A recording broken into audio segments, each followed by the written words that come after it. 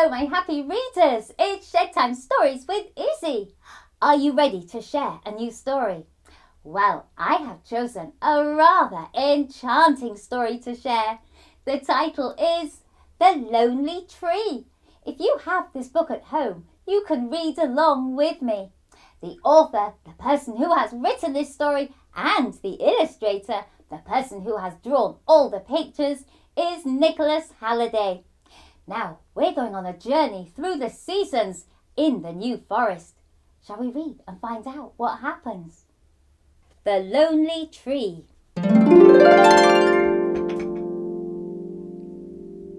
It was spring in the New Forest. A carpet of bluebells crept over the forest floor. On the branches above, new leaves had turned the canopy into a blanket of emerald jewels. As the days grew warmer, the birds who had flown to Africa in the autumn were returning from their winter holidays. Late one rainy night, something beneath the leaves began to move, sending ripples out through the shallow puddles. The next morning, the forest woke to an unusual sight. At the foot of the oldest oak, a new tree had begun to grow. No one but the oldest oak had seen anything like it before. "It certainly isn't like any of us," said the others. It was summer in the New Forest. The oak greeted the little tree. "Welcome to the New Forest," he said. "This is your home and we are your friends." The little tree grew quickly, and before long the old oak began telling stories of life in the forest. Oak trees can fill a whole summer with stories, but the oldest oak told the best stories of all. Born long ago, he could remember a time when the New Forest really was new, and dragons still roamed the earth. All through the summer, the little tree listened in wonder and grew taller and stronger every day. He and the old oak became the best of friends. It was autumn in the New Forest.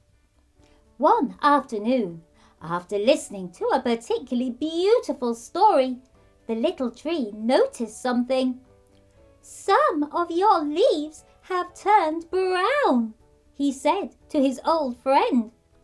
"This happens to all oak trees," his friend replied. "I am preparing to go to sleep for the winter." "Will I sleep too?" asked the little tree. "No," the old oak answered. "You are evergreen, and evergreens never sleep." Acorns fell with the leaves and covered the ground in deep seasonal colour. On the last damp evening of autumn, the birds flew away to the warmth of Africa, and the last acorn fell from the old oak. "I am very tired," he said to his little friend. "I have to sleep now. Always remember that I love you." It was winter in the New Forest. The little tree became very cold and very lonely. Sheets of white snow covered the forest. The only winter visitor was a graceful barn owl who perched on top of the old oak on Christmas morning. "There are bright coloured lights in the town," he called, "and children are singing carols in the churchyard." As the owl flew away, the lonely tree felt lonelier than ever. One night, when the lonely tree thought the winter might never end, A shooting star raced overhead. As it illuminated the forest, he saw new leaves on the oaks. But the star hurried by so quickly he thought he must have been dreaming. It was spring in the new forest. Next morning, a wonderful sight greeted the lonely tree. A carpet of bluebells crept over the forest floor. On the branches above, new leaves had again turned the canopy into a blanket of emerald jewels. But something was wrong. There was not a single new leaf on the branches of his old friend. Days passed, and once again the birds returned to the forest. "Why is my friend still asleep?" asked the lonely tree. "His long life has ended," replied the other oaks with sadness. "He has died." The lonely tree did not understand. "Death is a part of life," they told him. "He will never wake up, but his love will be with us forever." The lonely tree now only had memories of his old friend, memories of his stories, his strength, his wisdom, and most of all, his love. One late spring day, when the lonely tree was feeling especially sad, a miraculous thing happened. In the very place where that last acorn had fallen, a tiny oak tree was beginning to grow. It was summer in the new forest. It was the first of many wonderful summers. The lonely tree greeted the little oak and began retelling stories of life in the forest. As they grew, their roots went deeper and deeper into the ground. Now, the lonely tree understood that for everything there was a season. Summer brings warmth and the time to grow. Autumn provides us with seeds for the future.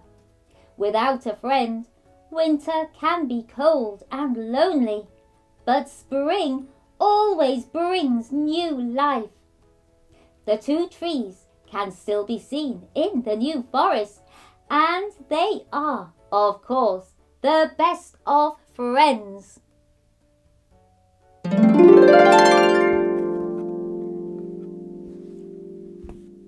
Oh, what a beautiful and enchanting story that was! The oldest oak and the little evergreen had a wonderful friendship, and the oldest oak could pass on some of the most wonderful stories he gathered through his life. The little evergreen, he learned that with every season there comes change.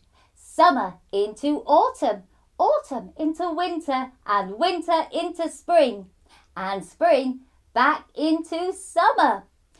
I wonder if you have a look out. Can you notice when the seasons start to change? I hope you've enjoyed today's Shed Time story. And if you want to, you can like, share, follow and subscribe to Shed Time Stories. Then you will be ready for the next book for us to share together. Bye-bye.